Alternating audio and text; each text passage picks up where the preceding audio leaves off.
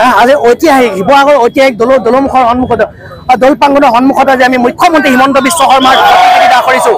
এই প্ৰতিকৃতি দাহৰ যোগেদি মুখ্যমন্ত্ৰী হিমন্ত বিশ্ব শৰ্মাক সকীয়াই দিছোঁ যে অসমত কি এই বিহাৰী দিৱস পাতিবলৈ তুমি অনুমতি প্ৰদান কৰিছা। আচলতে বিহাৰী দিৱস পাতিবলৈ উচত নিদিয়া মুখ্যমন্ত্ৰী হিমন্ত বিশ্ব শৰ্মাক আমি সকীয়াই দিছোঁ যাতে অসমত বিহাৰী দিৱস কোনো পৰ্যায়ত পাতিবলৈ নিদিয়ে। আৰু এই কোন হৰেণ ফুকন, কোন এই সঞ্জয় কিষাণ, এওঁলোকক তেল মাৰিবৰ বাবে আচলতে হিন্দীভাষীৰ ভোট গ্ৰহণ কৰিব, ভোট ল'বৰ বাবে মুখ্যমন্ত্ৰী হিমন্ত বিশ্ব শৰ্মাই দিল্লী ওলোৱাৰ ওচৰত তেল মাৰিবৰ বাবে মুখ্যমন্ত্ৰী হিমন্ত বিশ্ব শৰ্মাই অসমত বিহাৰী দিৱস পাতিবলৈ আহিছে। অসম দিৱসটো সোনকালে ভালকৈ তেওঁলোকে পাতিব নিবিচাৰে, কিন্তু বিহাৰী দিৱসটো পাতিবলৈ মুখ্যমন্ত্ৰী হিমন্ত বিশ্ব শৰ্মা নিজেই তৎপৰ হৈ পৰিছে। গতিকে মুখ্যমন্ত্ৰী হিমন্ত বিশ্ব শৰ্মাই সকীয়াই দিছোঁ কেনেবাকৈ যদি অসমত বিহাৰী দিৱস পাতিবলৈ হয় তেনেহ'লে কিন্তু অসম ৰক্তাক্ত হ'ব, পুনৰ আকৌ শৰাইঘাটৰ ৰণ হ'ব। এই কথা কিন্তু মুখ্যমন্ত্ৰী হিমন্ত বিশ্ব শৰ্মাই সকীয়াই দিছোঁ। আৰু বিজেপিৰ এই আংগু পাংগু বিলাকক আমি সকীয়াই দিছোঁ।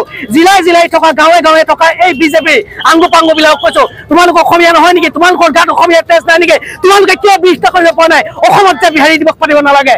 গতিকে লৈ পেলাই কেৱল দিল্লী বলাৰ তেল মাৰিবৰ বাবে হিন্দীভাষী ভোট গ্ৰহণ কৰিবৰ বাবে অসমীয়া জাতীয়তাবাদ তেওঁলোকে ভাগ ভাগ কৰিব বিচাৰিছে, অসমীয়াক নিষেধ কৰাৰ এটা কৌশলচনা কৰিছে। গতিকে আমি আজি ঐতিহাসিক দলমুখ চাৰিআলিৰ কৃষক মুক্তি সংগ্ৰাম সমিতি আৰু জাতীয় যুৱ বাহিনীয়ে মুখ্যমন্ত্ৰী হিমন্ত বিশ্ব শৰ্মাক সকীয়াই দিছোঁ। কেনেবাকৈ যদি অসমত বিহাৰী দিৱস পাতিবলৈ হয় অসম ৰক্তাক্ত হ'ব, তাৰ বাবে কিন্তু জগৰীয়া মুখ্যমন্ত্ৰী হিমন্ত বিশ্ব শৰ্মা আৰু এই বিজেপিৰ আংগু পাংগু গালাব।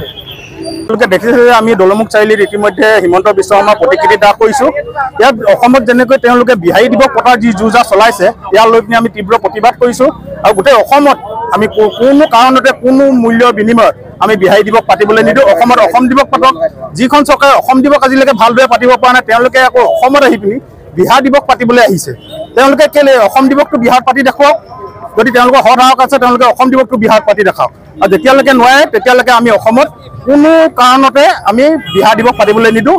আৰু ইয়াৰ কাৰণে যদি বিহাৰ দিৱস পতা লৈ পিনি ইয়াত যদি অসমৰ উত্তপ্ত পৰিস্থিতিৰ সৃষ্টি হয় তাৰ কাৰণে কিন্তু এই বিজেপি চৰকাৰখনে জগৰীয়া হ'ব। ধন্যবাদ।